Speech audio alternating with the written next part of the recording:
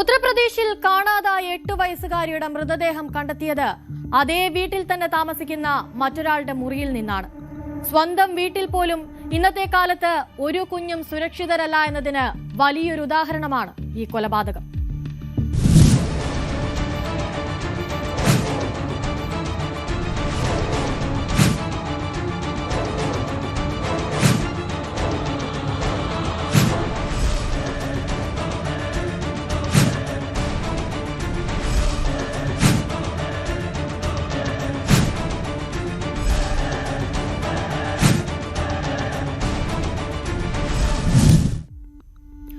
ഉത്തർപ്രദേശിലെ ആഗ്രയിലെ Tajganj police station പരിധിയിലാണ് സംഭവം നടക്കുന്നത്. 8 വയസ്സുകാരിയെ കാണാതായി 24 മണിക്കൂറിനുള്ളിൽ അവളുടെ മൃതദേഹം കണ്ടെത്തിയത് വീടിനുള്ളിൽ മറ്റൊരാൾ വാടകയ്ക്ക് താമസിക്കുന്ന മുറിക്കുള്ളിലെ ഒരു ക്യാനിൽ നിന്നാണ്. ചൊവ്വാഴ്ചയാണ് വീടിന് പുറത്ത് കളിച്ചുകൊണ്ടിരിക്കുകയായിരുന്ന 8 വയസ്സുകാരിയെ കാണാതാകുന്നത്. പെട്ടെന്ന് കുട്ടിയെ കാണാതായതിനെ തുടർന്ന് വീട്ടുകാർ പ്രദേശത്താകെ തെരച്ചിൽ നടത്തി. അയൽവാസികളോടടക്കം വിവരം തിരക്കിയെങ്കിലും പെൺകുട്ടിയെപ്പറ്റി ഒരു വിവരവും ലഭിച്ചില്ല. കുട്ടി വീടിന് പുറത്ത് കളിച്ചുകൊണ്ടിരിക്കെ പെട്ടെന്ന് കാണാതാവുകയായിരുന്നുവെന്നാണ് വീട്ടുകാർ പറയുന്നത്. എന്തെങ്കിലും അനിഷ്ട സംഭവം ഉണ്ടായേക്കാമെന്ന് ഭയന്ന ആ വീട്ടുകാർ അപ്പോൾ തന്നെ പോലീസിനെ വിവരം അറിയിക്കുകയും ചെയ്തു. അന്വേഷണത്തിനിടയിൽ പെൺകുട്ടി ഒറ്റയ്ക്ക് പോകുന്നതായുള്ള CCTV ദൃശ്യങ്ങൾ അടക്കം പോലീസ് ശേഖരിച്ചു. കൂടാതെ കോളനിയിലെ എല്ലാ വീടുകളിലും പരിശോധന നടത്തി സമീപവാസികളെയും ബന്ധുക്കളെയും അടക്കം ചോദ്യം ചെയ്യുകയും ചെയ്തു. എന്നിട്ടും പെൺകുട്ടി എവിടെ പോയി എന്നതിന് പോലീസിന് ഒരു തുമ്പും ലഭിച്ചില്ല. ഒടുക്കം പരിശോധനയ്ക്കിടെ പെൺകുട്ടിയുടെ വീട്ടിൽ തന്നെ താമസിക്കുന്ന ഒരു വാടകക്കാരന്റെ മുറി പൂട്ടിയിട്ടിരിക്കുന്നതായി പോലീസ് കണ്ടെത്തി. സംശയം തോന്നിയ പോലീസ് പൂട്ട് തകർത്ത് മുറി പരിശോധിച്ചപ്പോഴാണ് അവിടെ ഒരു മാവ് കാനിൽ പെൺകുട്ടിയുടെ മൃതദേഹം ഒളിപ്പിച്ച നിലയിൽ കണ്ടെത്തിയത്.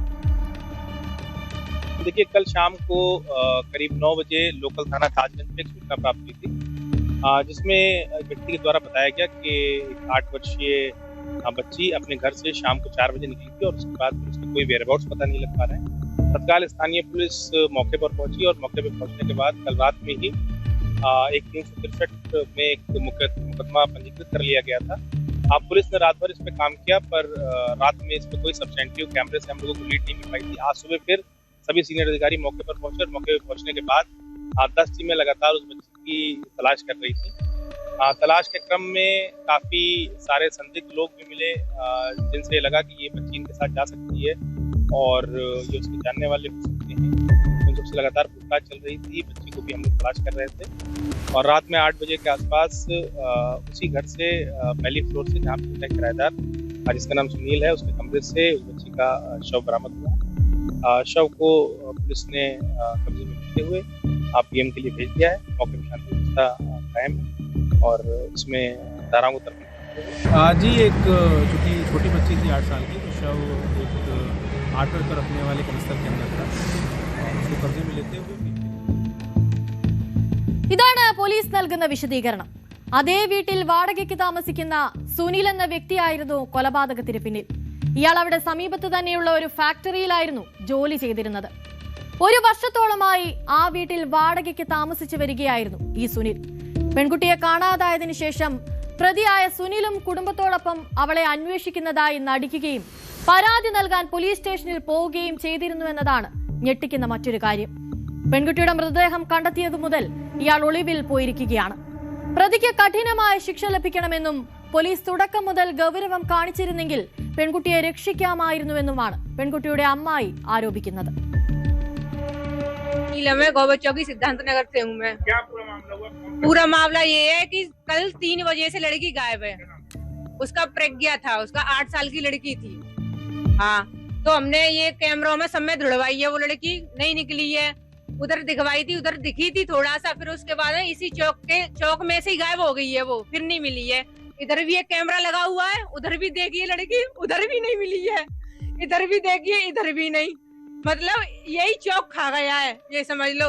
पुलिस पे वो करी थी, कंफर्म किया था, तो उसने बोला था कि ढूंढ रहे हैं, देख रहे हैं। और दोपहर को भी उससे ये बोला था हमने कि ढूंढो, वो करे ढूंढ रहे हैं, पर कोई रीजन निकल के नहीं आया बिल्कुल भी कि लड़की कहाँ है कहाँ नहीं है बिल्कुल। अब सारे घरों में ढूंढा था उसको, हमारे भी घर में देखा था, सारी जो गोबर चौकी में देखा था।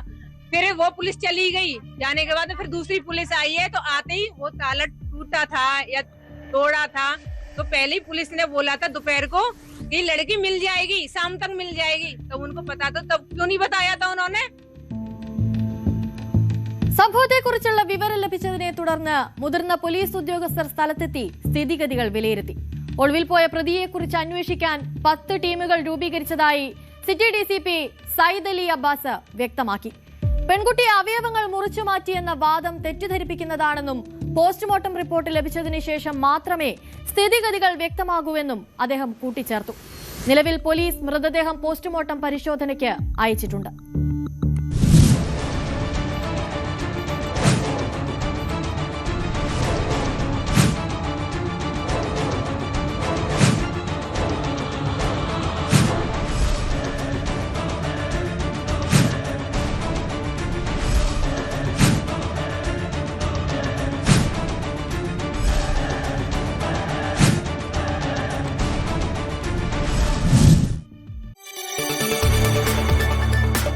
കൂടുതൽ വാർത്തകൾക്ക് news 18 Keralam YouTube channel subscribe ചെയ്യുക.